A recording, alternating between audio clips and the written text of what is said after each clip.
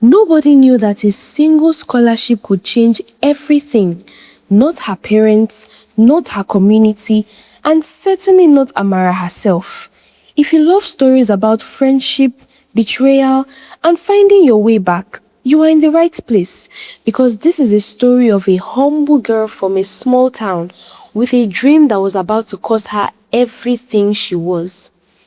Amara was about to leave everything she was used to for a life she had only dreamed about for years, and that was going to the university. And for her and her family, it was the biggest achievement yet.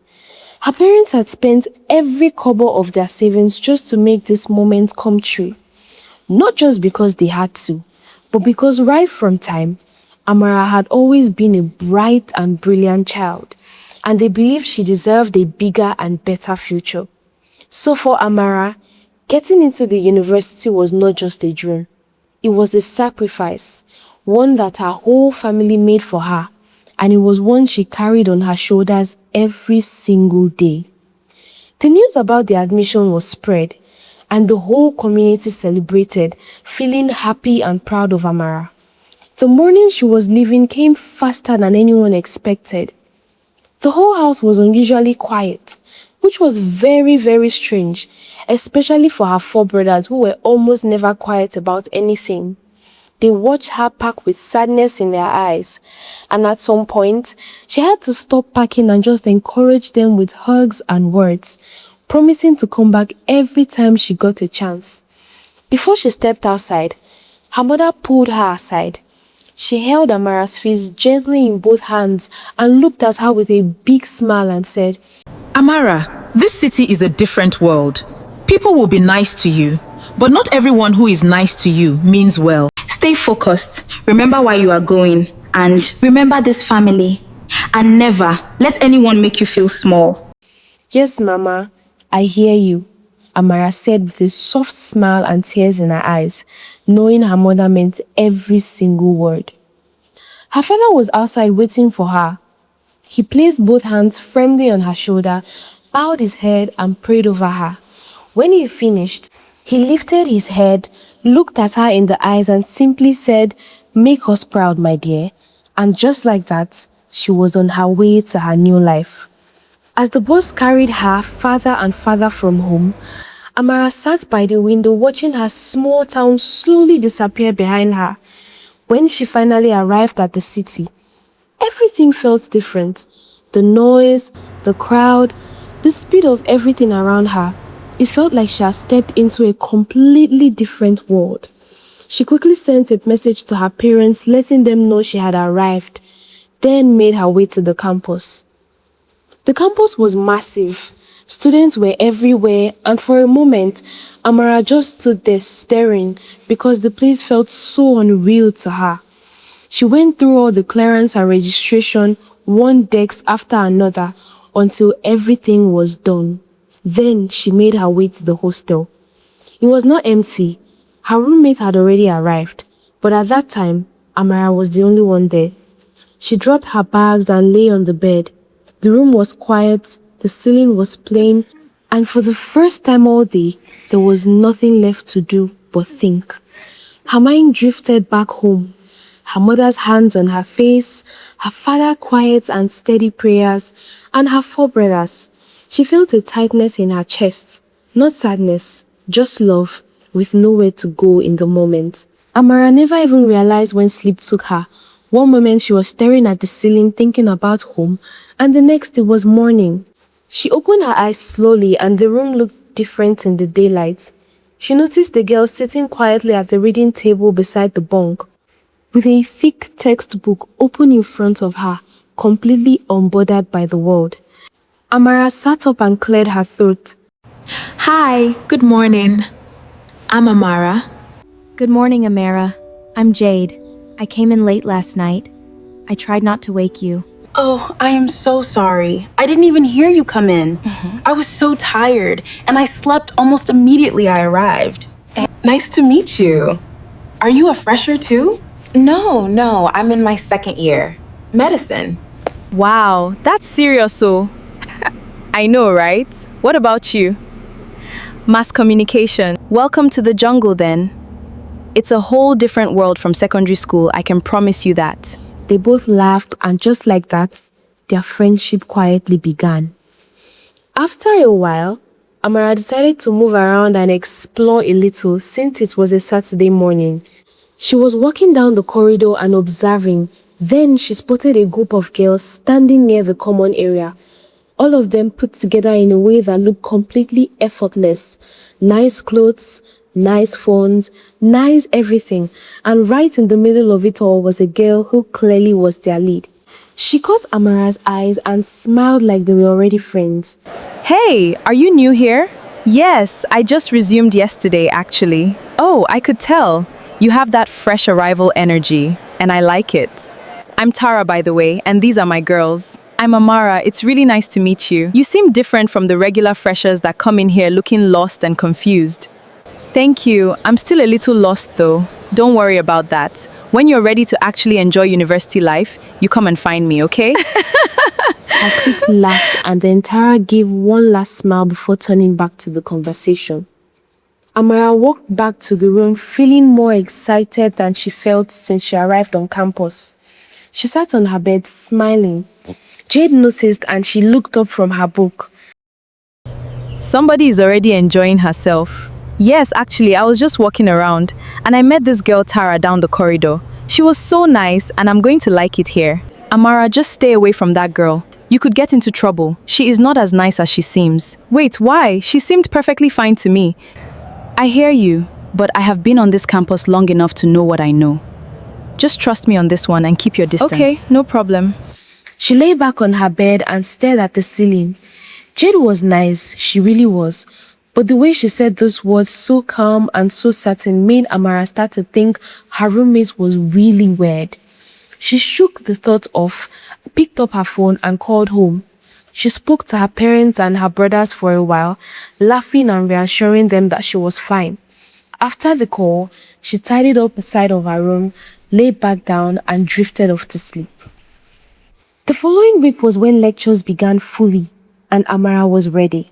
She settled in properly, and from the moment the lecture began, she was locked in, writing, listening, and asking questions when she needed to. By the end of the day, she had already made new friends among her classmates. Then one afternoon after lectures, she was walking back across campus when she heard her name. She turned to see who it was, and it was Tara, looking effortless as always with her clique right behind her. She felt her heart skip a bit because she remembered what Jade had told her, but there was no escaping now. Do you have lectures today? Yes, I just finished actually. Perfect timing then. Come and have lunch with us. Amara hesitated for a second, but then she agreed. They ended up in the campus cafeteria at a table that felt like it belonged to Tara personally. Everyone who walked past either waved or stopped to say hello like Tara was a queen. Tara ordered food for the whole table, which surprised Amara because she was not expecting it. They talked and laughed about everything, and just before they parted ways, Tara leaned in with a smile. I'm having a small thing at my place this weekend. Nothing too serious, just good music and good people. You should come. It's going to be fun. Amara felt the excitement bubble up immediately. Okay, yes, I'll be there. She walked back to the hostel that evening, feeling light and happy. She dropped her bag, lay back on her bed, and stared at the ceiling with a smile on her face. Tara is actually so nice, like genuinely nice. Me, I don't even understand why Jade was acting like she was some kind of dangerous person. The girl paid for my food, invited me to her place. She has been nothing but friendly since the first day I met her. Maybe Jade just doesn't like her personally because I really don't see what the problem is. She dropped her phone and sat quietly for a moment. Then she reached for her notepad, opened it to that day's lecture, and began to go over everything from the beginning. Saturday came faster than expected. Amara stood in front of a small mirror in the hostel room, checking herself one last time. She looked good and she knew it. But she also knew that she had to say something to Jade before she left. They were roommates and she could not just disappear without a word. She cleared her truth. Jade, I am going out tonight. Oh, nice! Where are you off to? To Tara's party. She invited me last week. Amara, you are still going? After everything I told you, are still going to that girl's party? Jade, she is just friendly. It is just a party. I don't understand why you are making it such a big deal. I am making it a big deal because I told you to stay away from her and you are doing the exact opposite. Why? Why exactly? What has she done to you personally that makes you hate her so much? I just know what she is capable of, and I don't want to watch you walk into something you cannot get self out of. You know what I think? I think you are just bitter. Bitter? Me? Amara, I am trying to protect you. Protect me from what? A party? Or from a girl who has been nothing but nice to me since the day I met her? You don't know what that girl can do. And you don't know her like you think you do. You know what, Jade? You are not my mother. And I can do whatever I want. The room went very quiet. Jade said nothing, and she just looked at Amara with sadness. Amara walked out and closed the door behind her. A car was already waiting outside for her because Sarah had already sent someone to pick her earlier. When she arrived at the party, everything else fell away. It was like nothing Amara had ever walked into before. And within minutes, she was right in the middle of it, laughing, dancing, and glowing. People gravitated towards her naturally. She had that kind of energy that drew people in without even trying. And soon enough, she found herself vibing and dancing, especially when Tara was around. After that night, Tara began bringing Amara everywhere. Every event, every shoot, and every exclusive gathering. She started putting Amara in front of her audience, and people loved Amara. Her followers started growing fast, and students across campus began to know her name. Amara was becoming somebody. And somewhere in the middle of all of it, the girl who had arrived on the campus with her parents' sacrifice on her shoulders began to quietly disappear. Lectures became something she attended when she felt like it. She was becoming less concerned about her academics while her follower count climbed higher and higher. She was always concerned about the next post, the next outfit, the next event, and what she looked like, who was watching, how many people liked her last picture, because that was the world she was living in now. Some of her classmates noticed. A few of them tried to reach out to her. Amara, we haven't seen you in class for a while now, and also, test is coming up. But she waved them off every time, reassuring them that she had everything under control. Jade, her roommate, watched all of it from a quiet distance. She had stopped saying anything after that night, but she did not stop watching. She just silently prayed that nothing goes wrong with Amara. But maybe that was too late, because something else was already building up on the other side of all this shine. The more people gravitated towards Amara, the more Tara felt jealous. Amara was supposed to be her accessory, her project, the girl she had brought into light. Amara was never meant to shine this bright. She was supposed to stay in the background, where Tara could control everything. But now, people were looking at Amara the way they used to look at only Tara, and that did not sit well with her at all. So Tara kept showing up as the loyal friend, the one who had given Amara everything. But underneath everything, she had already begun her perfect plan. It was the end of the semester, and the whole campus had shifted into a different gear. The parties had stopped, and everywhere you looked, students were in corners, libraries, and common areas with their books and notes, because exams were only 2 weeks away. Amara felt it too, and for the first time in a long time, she remembered who she was supposed to be. She and Tara made a plan to read together in the evenings, since both of them knew they had spent much time at events than in lecture halls. So they did that for a few nights, but one night, Tara messaged Amara. Hey babe, I'm so sorry I can't make it tonight. I have the worst headache and I just need to rest. We'll do it tomorrow, okay? Oh, okay, no problem. I really hope you get better soon. What Amara did not know was that Tara was very much awake, sitting in the common area with her clique around her. laughing and So this girl plotting actually against thinks she can Amara. just come into my space and steal my shine just like that. And people are acting like she is the one who built this place. Exactly. Like she does not even realize that she is nobody without you. I know, right? And that is exactly what I am going to remind everyone. So here is what we are going to do. On the day of the first paper, before we go into the hall, we are going to write out answers on a small paper. Then when we are outside the exam hall talking to Amara, acting normal, one of you is going untrue. She will not even feel it. Then once we are inside and the exam starts, I will call the invigilator and tell him I saw her with something. They find it, and that is the end of Amara and her little shine. What none of them knew was that just outside the slightly open door, Jade was standing in the corridor. She had come there to read too. Then she heard everything, every single word. But she had said nothing. She simply took out her phone, recorded everything, and then she quietly walked back to her room and said nothing.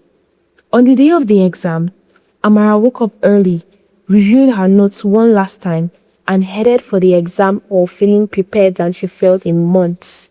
Outside the hall, she ran into Tara and her girls. They were all smiling, laughing, and wishing each other luck, acting like the closest friend in the world. And immediately, Tara pulled Amara for a hug. Then one of the girls slipped the paper in her pocket. They went inside and settled down before the exam began. Then, about 20 minutes after they started, Tara raised her hand and called the invigilator over. She lowered her voice and pointed towards Amara. Excuse me, Ma. I noticed something unusual earlier. I felt I should let you know. Thank you. Please step outside with me. Is everything okay? Please come with me. Outside the hall, the invigilator asked her to submit to search. Amara's heart was racing, but she had nothing to hide, so she agreed without argument. And then they found it. A small folded paper tucked into the inside of her clothes, and written on it were answers. Amara stared at it. Her mouth went dry. I don't know what that is. I have never seen that before in my life.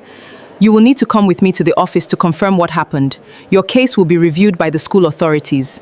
There in the office, Amara sat there feeling completely alone.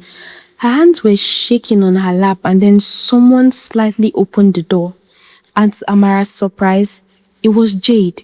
She walked calmly, greeted the officer behind the desk, and placed her phone on the table. Sir, before you proceed, I think you need to see something first. Where did you get this? I recorded it myself, sir, the night before the exam. I heard the entire conversation. Amara just sat there, too shocked to utter a word. Soon enough, Tara and her clique were summoned immediately. When they walked into that office and saw Jade standing there with the recording already played, the confidence drained from Tara's face completely. There was no explanation that could undo what had already been heard. And after a full review, the school authorities made their decision. Tara and every member of her clique involved in the plot were expelled for conspiracy, academic sabotage, and conduct unbecoming of a student of their institution. They were to leave the campus immediately, and Amara was cleared of all charges and permitted to complete her exam. Later that evening, Amara sat on the edge of the bed and looked at Jade, who was quietly arranging her books at the reading table. The room was still. None of them had spoken since everything happened. Jade, I'm sorry. I'm so sorry for everything. For choosing someone over someone who was always there for me. I'm deeply sorry. Amara, I was just scared for you. I watched you disappear, and there was nothing I could do except wait and hope you would find your way back. I just hope this serves as a lesson for you, because not everyone who is nice truly wants the best for you. Thank you so much, Jade. Amara lay back on her bed and stared at the ceiling, the same ceiling she stared at on her very first night on campus, full of dreams, excitement, and hope. It was still there, just waiting for her to come back to it. The last day of exams finally came, and when the final paper was submitted, the whole campus exhaled. Students were pouring out of the halls, laughing, screaming, hugging each other, throwing their notes in the air like they never wanted to see them again. Amara walked out of the hall slowly, took a deep breath, and smiled to herself. She made her way back to the hostel, dropped onto her bed, and just lay there for a moment enjoying the silence. And then she realized she had not properly called home in a while. And it was because for a long time, she had been too busy around Tara, chasing a life that was never really hers. She picked up her phone and dialed her mom's number. Hello, Mama. Amara, it has been so long. I was starting to get worried. Mama, I'm so sorry. Exams just finished today, and I've been all over the place. How is everybody? We are all fine, my dear. Your father has been asking about you. Mama, I've missed you all so much. You have no idea. I've missed you too, my child, more than you know. The conversation went on, and the call lasted for over 2 hours. And when she finally put the phone down, she felt like herself again. Really, truly herself. Like something that had been quietly missing had just found its way back home. That evening, Amara sat up on her bed and made a decision. She was done drifting and chasing things that did not last. Then she thought about how to utilize the platform she had gained from her popularity. There were people who genuinely liked her, and she had almost wasted all of it on the wrong things. But it was not too late, so she did something about it. She started a small group on campus, a safe space where young students could come together, share ideas, and talk about their goals, encouraging each other and think seriously about their futures. No clouds this time, just real conversations between young people who wanted more for themselves. She did not expect much people at first, but they showed up. First a few, then more. Jade was always there to support her. She always sat in the front row at every single session, always excited and expectant. Then, before anyone fully realized it, the group had become one of the most talked about things on the campus. Students from different departments, different levels, all coming together because of something Amara started. She had come to this university as a girl with a dream and a family sacrifice on her shoulders, and she had lost herself chasing a life that was never really hers. But the moment she found her way back, everything made sense again. Because at the end of the day, the right friends will never let you fall alone, and the ones who tell you the truth are always the ones worth keeping. That is the story of Amara. And if this story touched your heart, don't forget to hit the subscribe button and let us know your thoughts in the comment section. We'd really love to hear from you. And don't forget to turn on your notification bell, because there are more amazing stories coming your way, and trust me, you don't want to miss them. Bye-bye!